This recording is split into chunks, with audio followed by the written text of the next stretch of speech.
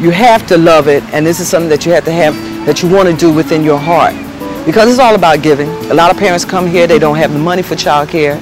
You know, we have a lot of single parents that can't afford it. Don't worry about it, I'll take care of it. I would do my very best to see that everybody's happy, especially the children. Because when they're happy, that means they can go to school, they can do their work.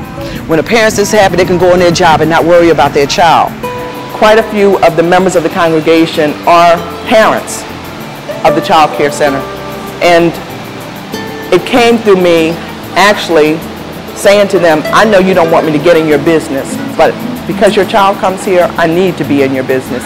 And sharing with them, just speaking the truth in love. They depend on us for support. A lot of parents have problems within their family. They come in, they talk to Pastor Davenport, then eventually they come to church. And we have been very blessed in that some people who have come in and received free child care have said, oh, I've got to pay, I've got to give. And it's not us saying to them, you know, now is the time, you know, step up to the plate. You have a job, you've been working for 6 months. But for them to come and say, you have been so good to me and to my children, let me give back, let me give back. And it's even more than what we've asked them to pay, because they just feel blessed to be a blessing.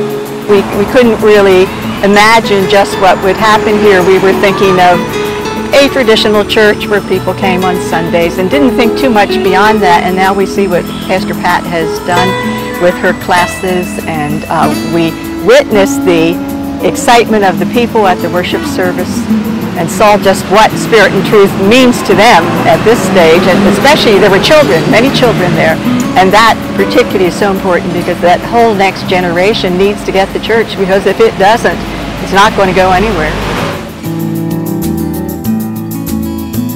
The revitalization of any synod, it's necessary to have new missions, because just like congregations would want to bring in new members and new baptisms and new disciples, so synods need to be bringing in brand new churches. Otherwise, you know, there'll be the atrophy of some churches closing without new churches being born. When I see them repeating the Lord's Prayer, or saying a verse, or saying their grace, or we teaching them how to respect each other, it's a good feeling.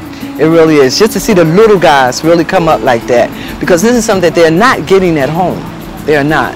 And hopefully we can be a part of their life so they can pass it on as they get older. So we have congregations, we have individuals, we have the synod with the staff and the bishop, the Time to Act campaign or any other campaign which would bring together the funds of people and make something happen which is more than any one gift could do. And then, of course, the Division for Outreach of the ELCA, which does the training. And then we have our many prayer partners who pray, even though they're not here with us physically, they're here with us spiritually. And so we just thank God for that. We were a very old synod, one of the oldest in the country. I think only the Caribbean Synod is older than the Southeastern Pennsylvania Synod. And so like Sarah, we said, oh, we're too old to have a new baby. But the last laugh is on us, because we have had 9 babies in the last decade, and I believe we could easily do more. We haven't planted a new mission in 2 years now, and we need to, the Mission Development Committee of the Synod is constantly looking at new places, but without all the partners being on the same page, we won't be able to pull it off. No one entity can do it alone. There are so many people, I think, that find it hard to really see beyond their own congregations and just don't realize how many good Lutheran opportunities there are to really do exciting things of this sort. And I wish we could bring this idea into the heads of a lot more people. Well, I hope that that other people within our synod, and of course the synods throughout the country, would see that things like this happen when a lot of people come together. You can't just wait for the national church to say, here it is, just go and run with it.